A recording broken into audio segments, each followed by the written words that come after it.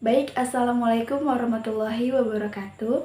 Halo teman-teman semuanya, kembali lagi bersama saya, Widya Fitri Nur Azizia dari Program Studi Pendidikan Bahasa dan Sastra Indonesia, Fakultas Keguruan dan Ilmu Pendidikan Universitas Riau. Saya dari kelas 2023C dengan NIM 2305127293. Nah, di sini kita akan membahas top 5 dari sastrawan Indonesia yang mungkin sebagian dari teman-teman semua ada yang mengetahui, ada yang juga yang belum mengetahui. Nah, di sini dia akan membantu teman-teman untuk memahami biografi dari 5 sastrawan yang akan dia jelaskan nantinya. Untuk itu simak videonya sampai akhir ya. Nah, tanggal 28 Oktober diperingati oleh seluruh bangsa Indonesia sebagai Hari Sumpah Pemuda. Genap sudah 92 tahun sejak 1928 silam, momen sejarah sangat penting bagi pergerakan bangsa yang mengantarkan Indonesia hingga meraih kemerdekaannya. Nah, berbicara soal Sumpah Pemuda, pasti tidak bisa terlepas dari bahasa persatuan, yaitu bahasa Indonesia. Nah, di negara yang hidup dengan semboyan Bhinneka Tunggal Ika ini, adanya bahasa persatuan menjadi sangat penting untuk menjaga keutuhan bangsa. Namun, lahirnya bahasa Indonesia rupanya melewati perjuangan panjang oleh para tokoh-tokoh bangsa terdahulu. Nah, salah satunya yaitu adalah Sanusi Pane. Sanusi Pane adalah seorang sastrawan dan pujangga yang lahir di Muara Sipongi, Tapanuli Selatan, Sumatera Utara pada tanggal 14 November 1905. Ia merupakan tokoh pelopor yang mendorong lahirnya bahasa persatuan, yaitu bahasa Indonesia.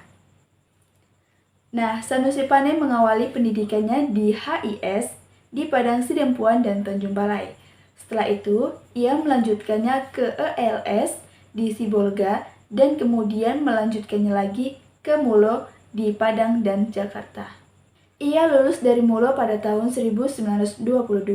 Selanjutnya, dia belajar di Squid School Sekolah Pendidikan Guru Gunung Sahari, Jakarta yang diselesaikan pada tahun 1925 dan langsung diangkat menjadi guru di sekolah itu sampai tahun 1931. Ia juga sempat berkuliah di Sekolah Tinggi Kehakiman selama 1 tahun. Pada tahun 1929 sampai dengan 1930, dia berkesempatan mengunjungi India untuk memperdalam kebudayaan Hindu. Dia banyak menulis puisi, naskah drama, dan kajian sejarah. Nah, puisi-puisinya yaitu ada Pancaran Cinta, Prosa Berirama, dan Puspa Mega. Serta kumpulan sajaknya yaitu ada Mada Kelana pada tahun 1931.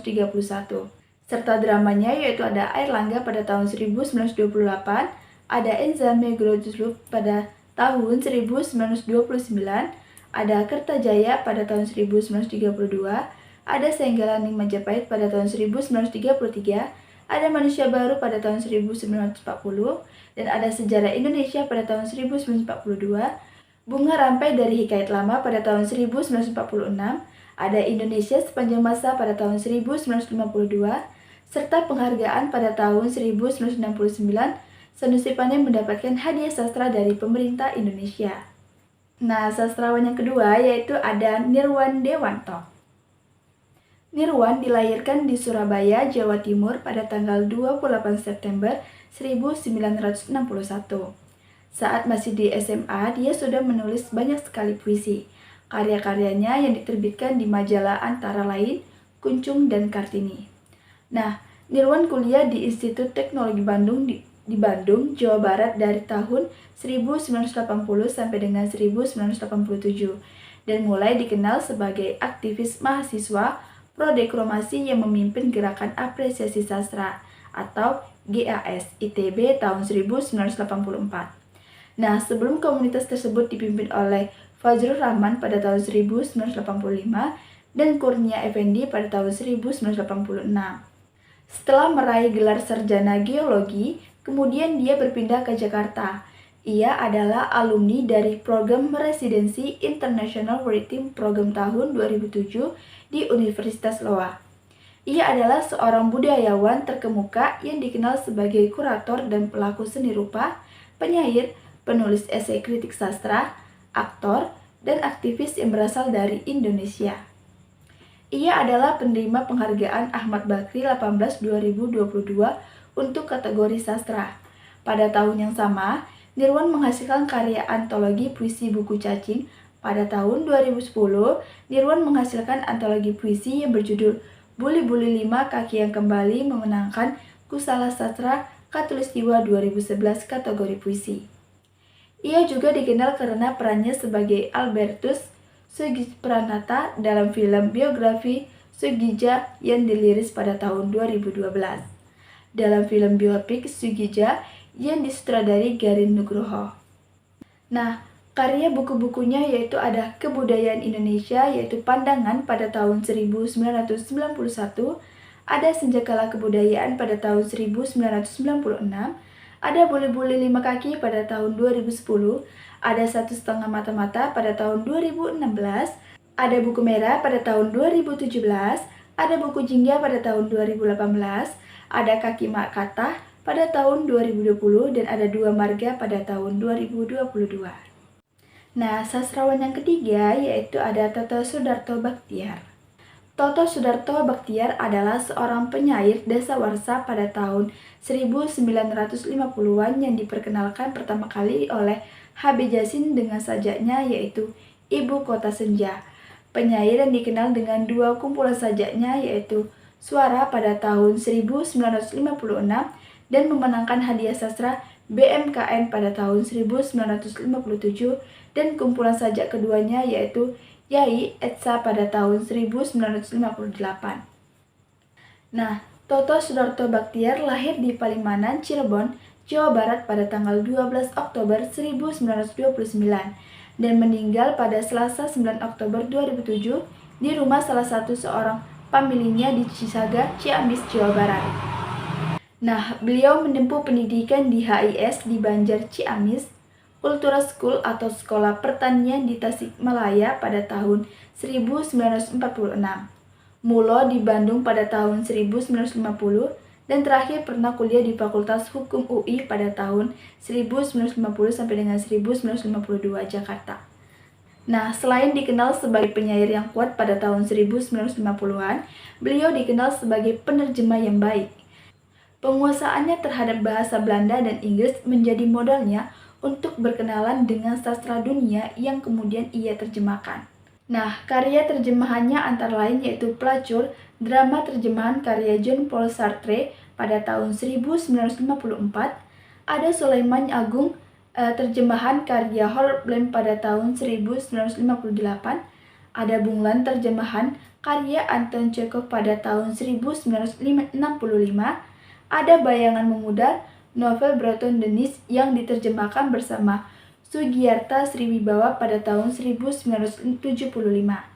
Serta ada Pertempuran Penghabisan, novel terjemahan karya Ernest Hemingway pada tahun 1976, dan Sanasya, drama terjemahan karya Rabindranath Tagore pada tahun 1979. Nah, Toto Sudarto Bachtiar adalah penyair Indonesia yang seangkatan dengan W.S. Rendra. Penyair angkatan 1950 sampai dengan 1960-an ini dikenal masyarakat luas dengan puisinya antara lain Pahlawan Tidak Dikenal, Gadis Meminta-Minta, Ibu Kota Senja, Kemerdekaan, Orde 1 dan Orde 2, dan Tentang Kemerdekaan. Nah, sastrawan yang keempat yaitu ada Usmar Ismail. Usmar Ismail lahir pada tanggal 20 Maret 1921 di Bukit Tinggi, Sumatera Barat. Beliau adalah seorang sutradara film, seorang sastrawan, seorang wartawan, dan pejuang kemerdekaan Indonesia berdarah Minangkabau. Ia dianggap sebagai pelopor dalam industri perfilman Indonesia. Ia juga dikenal sebagai pelopor dalam drama modern di Indonesia. Usmar tumbuh dalam industri perfilman. Itulah sebabnya ia disebut sebagai Bapak Film Indonesia. Nah, Usmar meninggal dunia karena Usmar jatuh sakit di rumahnya akibat pendarahan otak. Usmar Ismail meninggal pada tanggal 2 Januari 1971 di Jakarta. Ia dimakamkan di TPU Karet Biva, Jakarta. dalam usia hampir genap 5 tahun gelar pahlawan yang diberikan oleh Presiden Joko Widodo tepat di Hari Pahlawan 10 November 2021.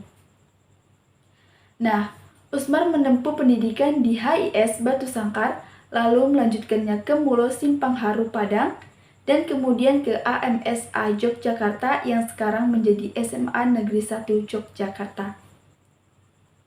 Setelah lulus dari AMS, ia berkuliah lalu memperoleh beasiswa dari Yayasan Rockefeller di bidang sinematografi dari Universitas California, Los Angeles, Amerika Serikat pada tahun 1952 sampai dengan 1953. Nah, kumpulan saja Usmar Ismail yaitu Pantung Berasap pada tahun 1950 dan drama yaitu ada Mutiara dari Nusa Laut pada tahun 1943, ada Mekar Melati pada tahun 1945, ada Sedih dan Gembira pada tahun 1950. Nah, sastrawan yang kelima atau yang terakhir yaitu ada Tengku Amir Hamzah.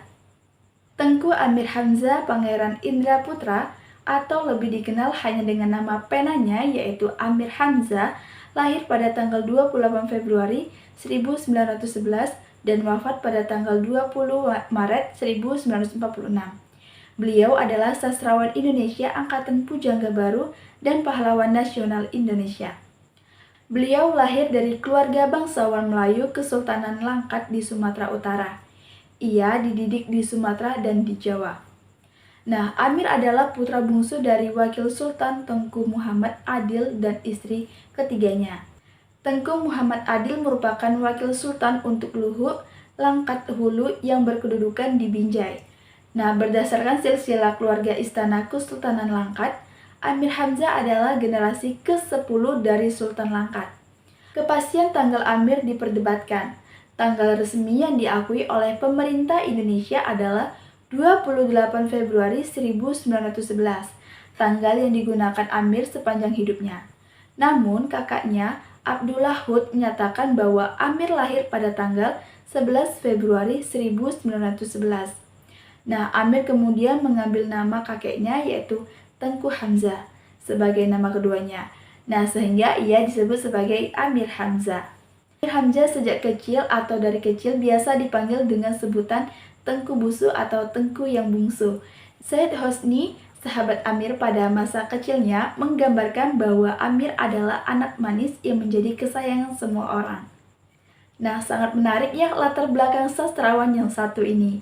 Nah, Amir Hamzah mulai mengenyam pendidikan pada umur 5 tahun dengan bersekolah di Langkat School di Tanjung Pura pada tahun 1916. Lalu Amir Hamzah melanjutkan pendidikannya di Mulo, Sekolah Tinggi Medan. Setahun kemudian, Amir Hamzah pindah ke Batavia, Jakarta untuk melanjutkan sekolah di Kristelis Mulo Manjengan dan lulus pada tahun 1927. Amir Hamzah kemudian kembali melanjutkan studinya di AMS Sekolah Lanjutan Tingkat Atas di Solo, Jawa Tengah. Nah, Amir telah menerima pengakuan yang luas dari pemerintah Indonesia, dimulai dengan pengakuan dari pemerintah Sumatera Utara. Nah, pada tahun 1969, ia secara anumerta dianugerahi Setia Lencana Kebudayaan dan Piagam Anugerah Seni. Pada tahun 1975, ia dinyatakan sebagai salah satu pahlawan nasional Indonesia. Sebuah taman dinamakan untuknya yaitu Taman Amir Hamzah yang berlokasi di Jakarta, di dekat Monumen Nasional atau Monas. Sebuah masjid di Taman Ismail Marzuki yang dibuka untuk umum pada tahun 1977 juga dinamakan untuknya. Nah, beberapa jalan diberi nama untuk Amir Hamzah, termasuk di Medan, Mataram, dan di Surabaya. Secara keseluruhan, Amir telah menulis 50 puisi, 77 sajak terjemahan, 18 potongan puisi prosa, 12 artikel, 4 cerita pendek, 3 koleksi puisi, dan 1 buku karya asli. Dia juga menerjemahkan 44 puisi, 1 bagian dari puisi prosa, dan 1 buku dan ada beberapa karya tulisnya yang tidak sempat dipublikasikan. Nah, itulah 5 sastrawan yang ada di Indonesia yang bisa disampaikan pada video kali ini. Jika ada kesalahan, mohon maaf, bisa teman-teman semua bisa komen di kolom komentar dan jangan lupa like, komen, dan subscribe. Jangan pernah takut sama apa yang belum kita mulai dan jangan pernah mundur sama apa yang sudah kita mulai. Sekian dari Dea. Assalamualaikum warahmatullahi wabarakatuh. Bye-bye.